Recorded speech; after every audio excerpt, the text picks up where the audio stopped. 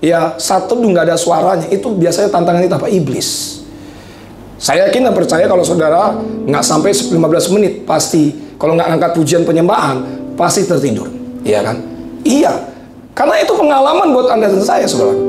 Nanti saudara buktikan ya. Kalau saudara bangun, kalau nggak bersuara, nggak nyampe 15 menit pasti tidur. Saudara kan bilang, puji Tuhan, terima kasih Tuhan buat firman-Mu. Terima kasih Tuhan buat hadirat-Mu. Pasti tidur. Ya kan? Nah, Bapak Ibu yang selalu nama Yesus. Lalu, ketemu besoknya lagi. Wah, saya bilang ini nggak masuk akal nih. Ya, karakter kita orang Batak kan ya, kalau pujian penyembahan kan, ya semangat gitu. Masa kita nyanyi pelan-pelan gitu ya kan? Wah, mungkin waktu saya besoknya ketemu lagi doa Bapak Ibu, itu saya kencang banget suaranya. Iya kan? Lalu dosen itu bilang komplain, lu nggak bisa dibilangi ya? Saya bilang, mohon maaf Pak, izin Pak. Saya orang Batak, saya bilang. Kalau Bapak berbeda. Kita ini kalau orang Batak itu nyanyi semangat sekali. Iya kan? Bapak tahu, kemarin saja waktu kita nyanyi pelan, itu roh ngantuknya terasa Pak, saya bilang. Apalagi siang-siang gitu ya. Nah dari cerita ini Bapak Ibu, Tuhan memang tidak menginginkan ya seberapa bagusnya suara kita. Tuhan memang tidak menginginkan seberapa bagusnya nada atau lirik kita yang kita mainkan. Tetapi Tuhan rindu kita mengangkat pujian penyembahan kita dengan sikap hati yang benar di hadapan Tuhan. Katakan amin. Nah, pujian Maria ini merupakan satu luapan hati yang dari dalam hatinya. Dia memberikan rasa syukur di mana Maria telah mengalami kebaikan Tuhan. Maria mengalami kasih karunia Tuhan, sehingga ia bisa mengandung dan melahirkan, yaitu Yesus yang telah menyelamatkan dosa manusia. Bapak Ibu yang dikasihi dalam nama Yesus, saya pelajari Alkitab saya. Pada zaman itu, tentu ada begitu banyak perempuan-perempuan yang ingin dipilih oleh Bapa di sorga. Tetapi Yesus, Bapa di sorga, memilih yang namanya Maria, ibu Yesus. Kalau saudara pelajari Alkitab saudara baik-baik, tentu dalam Alkitab saudara ada begitu banyak nama Maria. Saudara tahu siapa Maria siapa lagi? Saudara ingat Maria siapa? Maria Magdalena. Maria siapa lagi? Betania. Perempuan-perempuan pada zaman itu yang ingin dipilih Yesus. Tetapi kenapa Yesus memilih Maria ibu Yesus? Ini yang menjadi pertanyaan kita hari ini. Ya, nanti kita akan lihat ternyata bahwa Maria hidupnya benar, Maria hidupnya saleh, Maria hidupnya kudus dan suci di hadapan Tuhan. Nah, kata Maria, Bapak Ibu, dalam bahasa Ibrani-nya setelah berikutnya. Dalam bahasa Ibrani dikatakan Miriam. Dalam bahasa Yunani dikatakan Mariam. Nama Miriam diturunkan dari nama Mesir, yaitu Mary, yang artinya dicintai. Maria itu saudara dari Musa. Saya pelajari Alkitab saya. Tapi ada beberapa teolog mengatakan bahwa Maria ini, bahwa dia adalah anak perempuan Imam Eli. Memang ada begitu banyak para pendapat-pendapat, bahkan para teolog mengatakan bahwa dia ini adalah Maria saudara dari Musa. Dan mengatakan bahwa dia ada perempuan dari, yaitu ya anak dari Imam Eli. Tetapi saya memberitahu kepada saudara bahwa pilihan Allah kepada Maria ibu Yesus sesuai dengan kehendak Bapa di surga. Katakan amin. Nah, menarik sekali. Ada 3 hal yang dapat kita pelajari nyanyian pujian Maria bagian yang kedua. Yang pertama, di ayat 49. Yuk sama-sama kita baca. 2, 3. Iya. Karena yang Maha Kuasa telah melakukan perbuatan-perbuatan apa? Besar kepadaku, dan namanya adalah kudus. Jadi yang pertama yang dapat kita pelajari nyanyian pujian Maria. Di bagian yang kedua, poin yang pertama adalah Maria berbahagia menerima kebaikan Tuhan dan mengimani pesan Tuhan. Apa pesan Tuhan? Apa pesan malaikat Allah kepada Maria? Bahwa dia akan mengandung daripada Roh Kudus. Saudara Bapak Ibu yang dalam nama Yesus, Tuhan telah melakukan perbuatan-perbuatan yang besar kepada Maria. Tuhan telah melakukan mujizatnya kepada Maria. Karena saudaraku Bapak Ibu, kalau seseorang mengandung di luar pernikahan, dalam konteks perjanjian lama, dalam hukum Taurat, orang tersebut harus dilempari dan dirajam sampai mati. Itu menurut hukum Tauratnya Musa. Tapi ini yang diterima oleh seorang Maria. Waktu malaikat Allah memberikan pesan, Maria nggak bersungut-sungut. Maria nggak komplain kepada Allah, bilang, kok saya tiba-tiba mengandung, status masih tunangan sama Yusuf. Tapi waktu malaikat Allah menampakkan diri pada Maria, Maria mengimani pesan Tuhan. Nah, oleh sebab itu, ketika Maria menerima pesan dari malaikat Allah, Alkitab Anda saya mengatakan bahwa Maria mengangkat satu pujian dan Maria berkata, jiwaku memuliakan Tuhan. Bapak Ibu yang dalam nama Yesus, kalau kita pelajari Alkitab kita sungguh-sungguh, kalau kita melihat Alkitab kita baik-baik Bapak Ibu, ada begitu banyak perbuatan-perbuatan besar yang dilakukan oleh Allah. Ada dua contoh.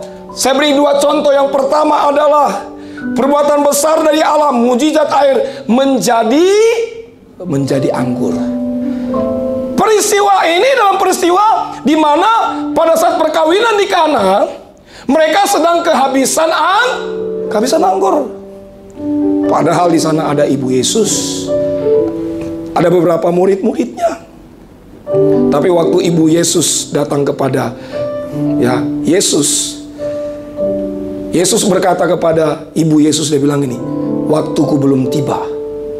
Tapi waktu tiba akhirnya Yesus melakukan mujizat. Alkitab Anda saya mengatakan bahwa dalam pesta perkawinan di Kana, mereka tidak kehabisan anggur.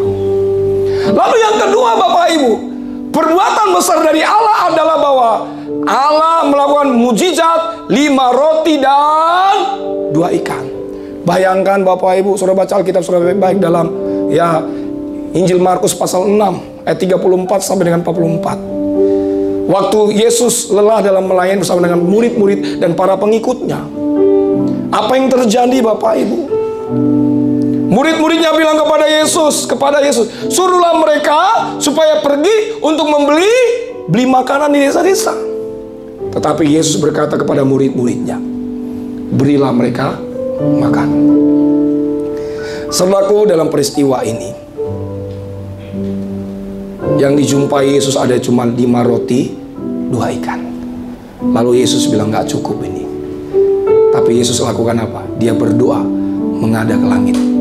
Mujizat Tuhan terjadi.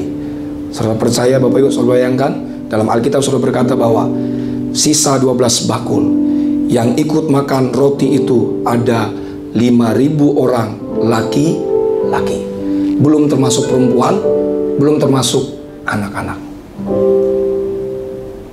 Sebab itu saudaraku, kalau saudara hari ini mengimani pesan Allah, apapun yang terjadi dalam hidup saudara, percayalah, karena bagi Allah tidak ada yang mustahil. Sebab itu jangan pernah kita membandingkan, kita terlalu sibuk membandingkan kehidupan kita dengan orang lain. Banyak orang Kristen hari-hari ini membandingkan hidupnya dengan orang lain. Kita selalu berkata kepada Tuhan, kenapa dia lebih diberkati dibanding saya? Kita selalu berkata kepada Tuhan, kenapa dia lebih cepat diangkat oleh Tuhan? Tetapi kenapa saya lama sekali saya diangkat Tuhan, dipromosikan oleh Tuhan. Nah, oleh sebab itu kita perlu cek hati kita di hadapan Tuhan. Kita perlu cek kehidupan kita. Apakah hidup Anda dan saya sudah benar-benar di hadapan Tuhan? Kalau saudara hari ini berjalan bersama dengan Tuhan, hidup saudara benar di hadapan Tuhan, maka apapun yang saudara imani, percaya saudara, maka saudara akan menerima yang namanya rahmat Tuhan, kebaikan Tuhan. Amin. Saudara akan menerima mujizat Tuhan. Iman Maria yang menjadikan dia berbahagia, sebab dia percaya bahwa bagi Allah tidak ada yang mustahil. Nah, hari ini Bapak Ibu saya menyampaikan kabar baik buat saudara hari ini. Mungkin saudara diponis oleh dokter akan umurnya tidak akan pernah panjang lagi. Mungkin saudara diponis oleh dunia sudah bangkrut hari ini.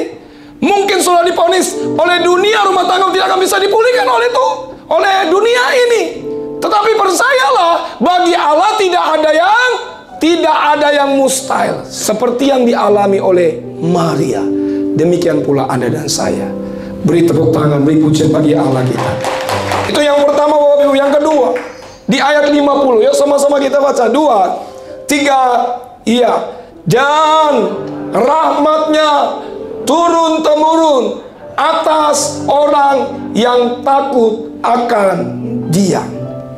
Yang kedua, yang dapat kita pelajari, nyanyian pujian Maria di bagian yang kedua, di poin yang kedua ini adalah Maria menjaga hidupnya di dalam kekudusan dan mengalami berkat Tuhan bagi keturunannya. Kunci utama untuk kita menerima berkat-berkat Tuhan, kita harus hidup kudus, Pak Bu.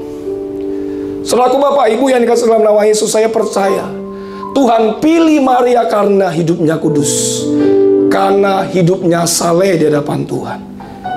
Bapak Ibu, kata kudus dalam bahasa Ibrani dikatakan kados. Dalam bahasa Yunani dikatakan hagios, artinya kita terpisah. Kita dipilih dari dunia ini untuk menjadi umat pilihan Allah, supaya Anda dan saya kita melayani Tuhan. Tahukah saudaraku bahwa segala sesuatu yang dikhususkan atau dipisahkan dari kebiasaan duniawi adalah kudus di hadapan Tuhan. Amin. Karena itu hari ini kita menerima kekudusan Allah, semua karena karunia Tuhan. Bapak Ibu yang dikasihi dalam nama Yesus, kita kudus karena Allah terlebih dahulu menguduskan kita lewat kematiannya di atas kayu salib. Kita menerima kekudusan dari Allah karena saudara percaya akan Dia. Kita menerima kekudusan dari Allah karena 2000 tahun yang lalu Dia berkata sudah selesai di atas kayu salib. Nah, oleh sebab itu kekudusan harus final dalam hidup kita. Katakan amin. Bagaimana caranya? Ada dua modal utama dalam hidup kita